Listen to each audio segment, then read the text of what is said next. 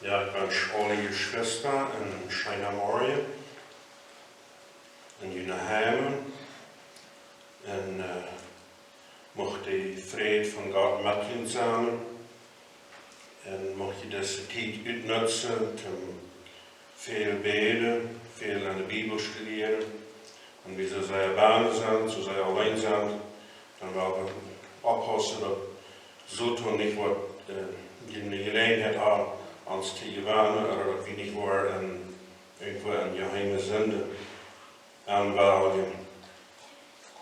En ook voor alles danken. Ik vind dat danken als een goede weg te dankbaar worden. Voor de boodschap gaan wil ik je nog een Psalm lezen, het is Psalm 34. Dat sagt, ich will den Herrn loben alle Zeit. Sein Lob soll immer da in meinem Munde sein. Meine Seele soll sich rühmen des Herrn, dass es die Elenden hören und sich freuen. Preiset mit mir den Herrn und lasst uns miteinander seinen Namen erhöhen. Da ich den Herrn suchte, antwortete er mich und er rettete mich aus aller meiner Furcht. Welche auf ihn sehen, die werden erquickt, und ihr Angesicht wird nicht zu Schanden. Da dieser Elende rief, hielt der Herr und half ihm aus allen seinen Nöten. Der Engel des Herrn lagert sich die her zu ihm fürchten und hilft ihnen aus. Schmecket und sehet, wie freundlich der Herr ist. Wohl dem, der auf ihn traut. Fürchtet den Herrn, ihr seine Heiligen, denn die ihn fürchten, haben keinen Mangel. Reiche müssen darben und hungern, aber die den Herrn suchen, haben keinen Mangel an irgendeinem Gut. Kommt her, Kinder, höret mir zu. Ich will euch die Frucht des Herrn lehren. Wer ist, der Leben begehrt und gerne gute Tage hatte? Behiele deine Zunge vor Bösen und deine Lippen, dass sie nicht klug reden. Lass vom Bösen und tue Gutes, suche Frieden und jage ihm nach. Die Augen des Herrn merken auf die Gerechten und seine Ohren auf ihr Schreien. Das Antlitz aber des Herrn steht gegen die, so Böses tun, so dass er ihr Gedächtnis ausrotte von der Erde. Wenn die Gerechten schreien, so hört der Herr und er rettet sie aus aller ihrer Not. Der Herr ist nahe bei denen, die zerbrochenes Herzen sind und hilft denen, die ein zerschlagen Gemüt haben. Der Gerechte muss viel leiden, aber der Herr hilft ihm aus dem Allem. Er bewahrt ihm alle seine Gebeine, dass deren nicht eins zerbrochen wird. Den Gottlosen wird das Unglück töten, und die den Gerechten hassen, werden Schuld haben. Der Herr erlöst die Seele seiner Knechte, und alle, die auf ihn trauen, werden keine Schuld haben. Vandaar de boodschap waar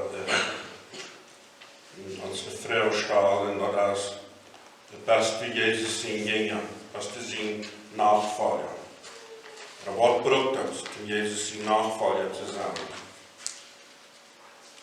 Dort willen wir uns in Markus 8 lesen. Markus Kapitel 8. Wir wollen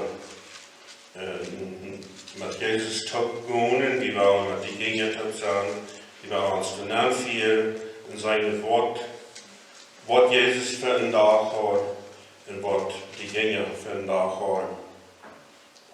Ich war an Vers 27 anfangen zu lesen, mit Markus 8. Dann ging Jesus mit seinen Jüngern hinaus in die Dörfer von Caesarea Philippi. Und unterwegs fragte er seine Jünger, für wen halten die Leute mich? Sie antworteten, für Johannes den Täufer und andere für Elia, andere aber für einen der Propheten. Und er sagte zu ihnen, ihr aber, für wen haltet ihr mich? Da antwortete Petrus, du bist Christus. Und er gebot ihnen ernstlich, dass sie niemanden von ihm erzählen sollten. Dann begann er, sie zu lehren, dass der Menschensohn viel leiden und von den Ältesten und Hohepriestern und Schriftgelehrten verworfen und getötet werden müsse und nach 3 Tagen auferstehen werde. Und er redete das Wort ganz offen. Da nahm Petrus ihn beiseite und fing an, ihm zu widersprechen.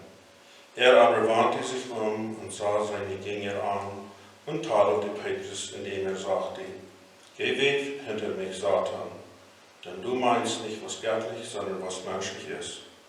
Und er rief die Menschenmenge mit seinen Jüngern zu sich und sagte zu ihnen, wer mir nachfolgen will, der verleugne sich selbst und nehme sein Kreuz auf sich und folge mir.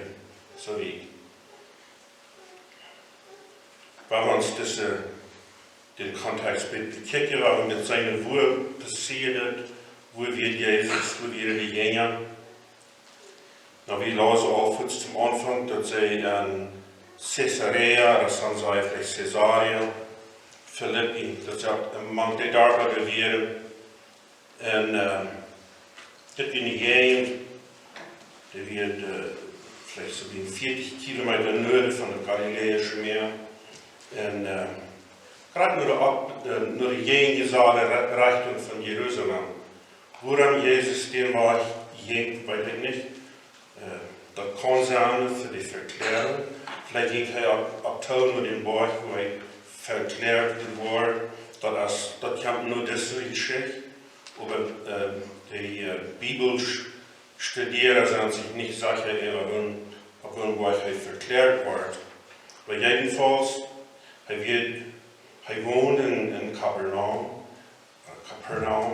En vandoor wird er in de Bethsaida gegaan, wat zumeist oosten is van Kapernaum. En van Bethsaida heilt hij in een blinden, dat is de blinde ook geheilt, dus hij op het eerd spreekt en zich met bloed aan reden, en dat op de eeuw schweren, en die man kunnen Basje zijn, en hij zegt, manches ist Wein, und dann will er noch einmal, und dann kann es sein. Und von dort geht Jesus mit seinen Jüngern Norden. Ich nehme an, dich am Jordan, aber das heißt wieder vielleicht nicht der Jordan, aber dieselbe Fluss. Und er ging nur die Gegend von Kapernaum, nach Caesarea. Diese Stadt, die wird eine Grenzstadt für Israel, ganz von Syrien, wobei die Stadt hier nach Israel. Und das ist eine sehr besondere Stadt. Die Stadt, der ist so an einem Berg, in grauter Stein, wer J. Petersen Bereiche gehirten gesehen hat noch behalten hat. Dat er een groter stein weer, wo hij zei, dat wordt er zo ritueel, en wo een grote part van den Jordan zijn, wo dat een aanvang nam, een stein van ongeveer 50 Schrieden. En hij had zo breit, en een klein stein is een grote heil, en door kwaal dat wordt dat ruut. Beschreven is het leven dat Jezus als Negrootskrijg doorgewaast. Dat Jezus nog reed van op deze steen waar de zon op de hand draaien, dat zij door de grootsvlek ver een besonders grote steen staan. En wie weet ook niet of dat brengt wat dat te doen heeft. Maar jedenfalls, Jezus weer op weg. Hij ging. Jezus hing aan zijn gedanken, had hij de toekomst. Hij wist wat am ver ligt. Hij wist dat hij wel om liefde kwam. Hij wist dat hij van deze wereld weg. En wat am nog zwaarder werd, neem ik aan, hij wist dat die Jünger noch einmal nicht wussten, wer er wird. Sie wussten noch nicht, wer Jesus wird. Sie können das noch nicht verstehen, zu was Jesus auf diese Erde gekommen ist. En wie we zo wonen, ik neem aan, die jongeren zijn beeindruckt geweest van de natuur en vielleicht hadden die ook grote reden gehad van wat ze leven, wat die toekomst moet zijn. En draait Jezus zich zo aan en vraagt hem, wat zei die mensen, wer zie ik? Het is een zeldzame vrouw, niet? En de jongeren zei, some leven die was Johannes, some Elia, some leven die was een andere profeet. In ieder geval, dat wijst een confusion. Dat wijst dat die Lied wisten niet klar. Ze waren in confusion. Vielleicht sei als diese jene gucken was wir. Sie gleichen Jesus, sie sahen seine Wunder, sie haben auch viel von einem Seinen gelehrt. Aber Jesus wusste eindenken, dass wir die Menschen, die wussten noch nicht, zu was auf die Welt gekommen wird. Und willst du sie gehen, dass sie sagen, für wen, was die Menschen rum sagen, wer Jesus ist, dann fragt Jesus sehr persönlich, wer sei ich? Fragt sie. Und nehmen wir wieder das erste Mal, wo Petrus eine klare Antwort, klar sagt, du bist Christus. Du bist der Erlöser. Jesus lobt an für das und er sagt an, das wusste er nicht, sie ihn nicht verstanden, das hat er erst am Ende Jesus, das von Petrus so ganz gerade gereichte Antwort, die ich über wer er wird, hat Petrus danach mal einen kleinen Begriff von was von Raderheit wird sein, was er von Christus wird sein. Und Jesus wusste, dass die Apostel nicht den Reich der Abfuhrung von ihm haben. Und das sagt, er fängt an, Ehrentöpflinge erreichen. Jesus gleicht sich selbst als Menschensohn zu nehmen. Und er sieht als Menschensohn, dann redet er von sich selbst.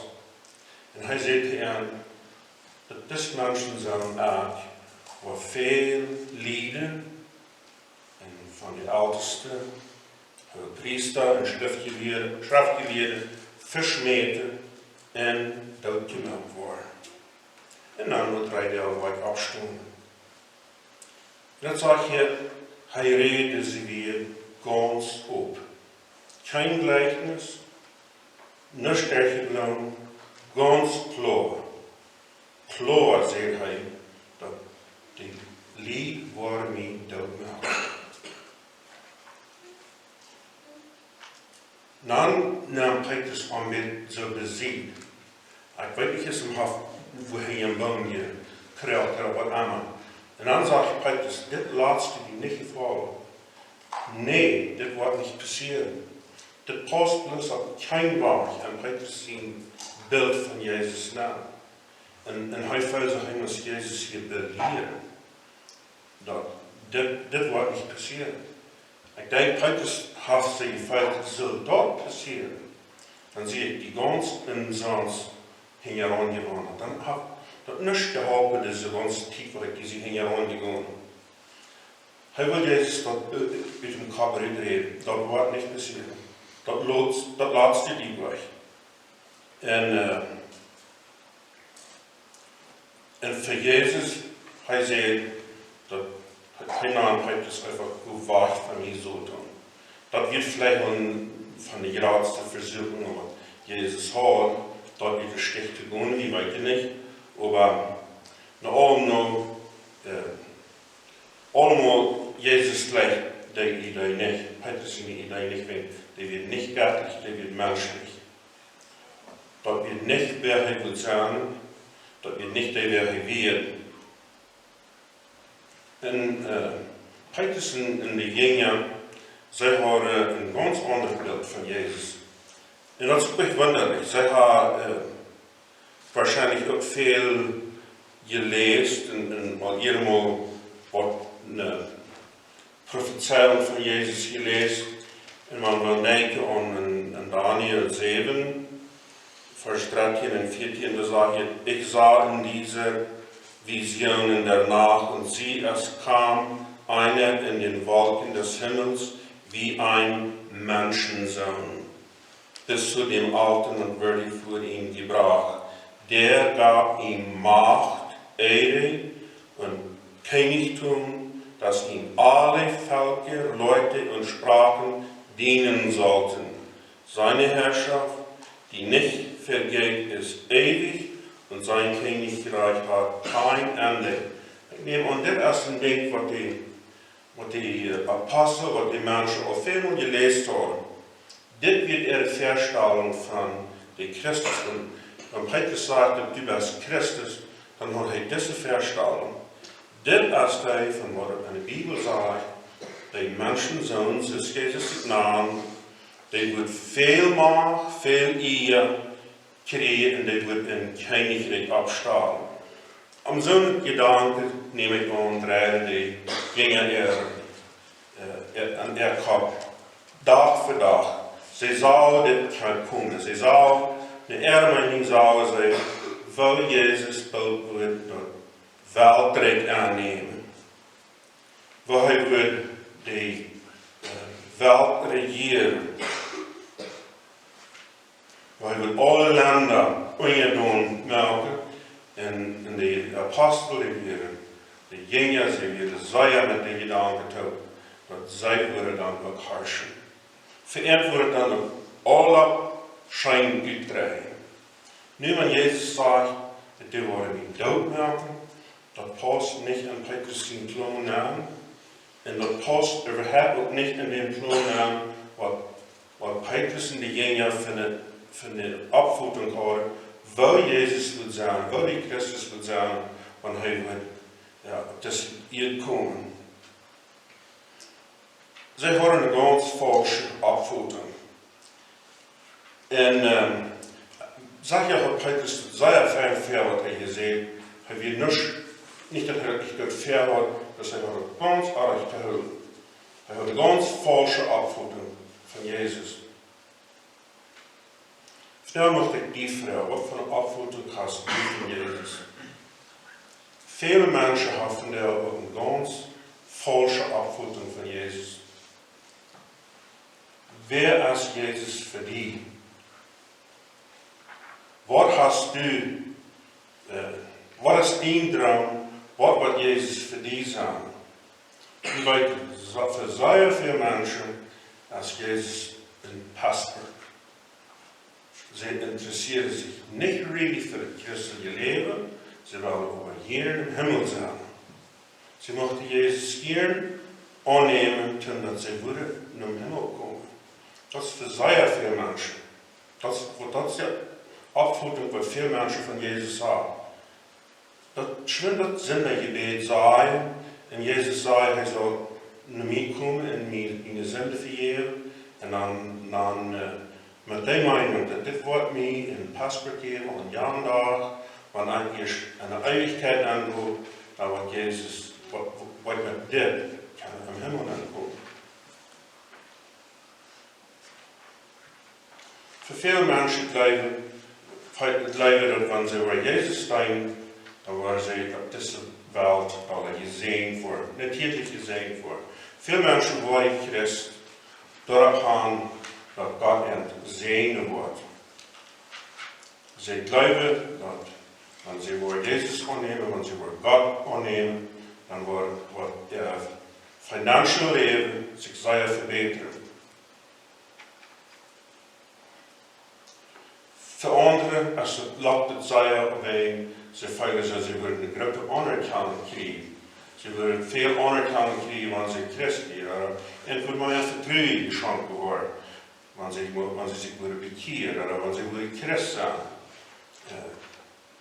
Sie glauben, wenn sie würden getauft und ehrlich und vielleicht nicht weit gegangen waren, dann würde die Anwalt mehr auf ihren Treu, dann würde sie keine mehr anfangen. Das sind verschiedenste Ideen und Abfuttungen, was Menschen über Jesus haben, die alle falsch sind. Hier in diesem Eng habe ich das sehr klar gelesen, dass Jesus das alle sagt, Hij heeft het beleefd, hij wist gelijk wat hij ging voor falsche opvoeding van aanhouden. Dan zegt hij dat, wer mij nu vallen wel. Wer mij nu vallen wel. Hij dat geen draaien, hij dat geen schuiven. Maar hij sagt, hij dat aanloden, hij dat vriendelijk aanloden. Wer mij nu vallen wel. Der verleugnet sich selbst. Dat moet verleugnen zichzelf, dat is voor veel een schwierigheid.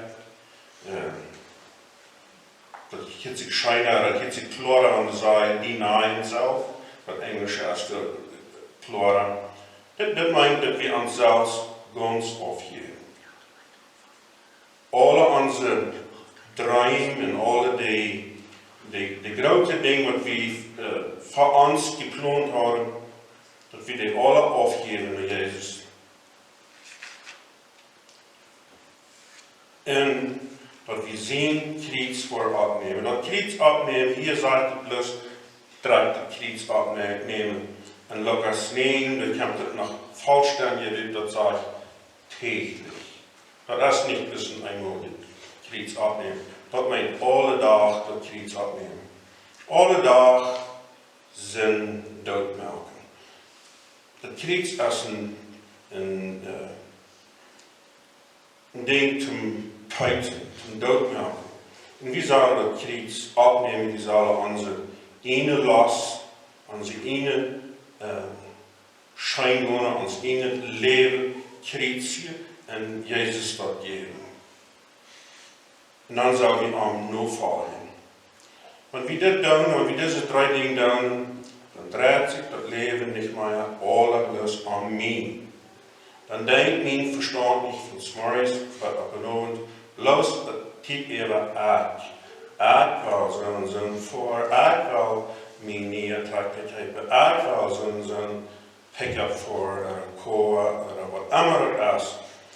Dan draait zich de gedanke niet meer aan mij. Want wie onszelf had gedenied, en wanneer Jezus in kriets alle dag opnemen en aanvallen, dan draait ons leven aan Jezus. Dan zijn we bezorgd over Jezus en wat Hij van ons wil. En Jezus heeft het klaar gezegd, dat wat we te de geringste mensen hebben te hier doen, dat doen we te aan. So we kunnen ons ziemlich klaar zelfs meten, wat we van Jezus denken, of wer we zijn, aan dem woord, wat doen we voor de geringste. Wat nemen we die aan? Wat denken we over die? Sind die uns im Stich? Dann haben wir noch nicht das getan, was ich hier sage. So wollen wir uns dort zu Hause nehmen. Und dort, Jesus beit an, wann du mir was nur vor, du kannst hier in jeder einer Säure angelogen. Wenn du mir was nur vor, dann wirst du die selbst die nahe, du wirst den Krieg auf die nehmen, du wirst deine Wahl und deine Last teiten. Jeder Tag, und du wirst mit mir nur fallen. Das ist ein sehr schönes Leben, das wo die Freude, wo Frieden am Hort anfängt, aber für den natürlichen Mensch ist das eine Torheit. Wenn wir uns auch noch näher zum Gebeten. Himmlischer Vater, danke für diese Gelegenheit. Danke, dass wir hier können eine Botschaft ausstrahlen für die Technology, was die in der Welt als Neues sagt. Wir hier keine Kirche haben und nicht keine Gemeinschaft haben. Wir vermissen die Gemeinschaft sehr. Wir möchten sie hier mit unseren Brüdern und Schwestern kommen, weil das nicht passen. Und ich bete, dass wir in jedem einen von uns sehen durch das Tag, dass wir den Tag nicht wieder leichtfertig nehmen oder zum ersten anfangen, aus dem gewöhnlichen Tag zu leben, wenn wir nicht sind die Kirche gelassen, wenn wir nicht an Gottesdienst beiwohnen, oder wir in ernst nehmen, dass wir vielleicht für die leben, dass wir das Tag zu sehen sagen, für die, mehr mit die Gemeinschaft haben, in die wir studieren, und uns von die lernen wollen, und uns ihnen wel kriegen alle Tag, in die nur fallen. Ich bete auch, dass die mit den Kranken verstehen, wir haben Kranke, wir haben Einsame, wir haben Treue, sie haben alle noch. Zieht den nur, oder sich vielleicht seine Einsamkeit recht destruktiv, wo wenig Besuch ist, wo wenig Frauen hast zum Hand vor, muss jemand jedem einem sagen, und wir an sich Gemeinde besonders sehen. In Jesus' Namen. Amen.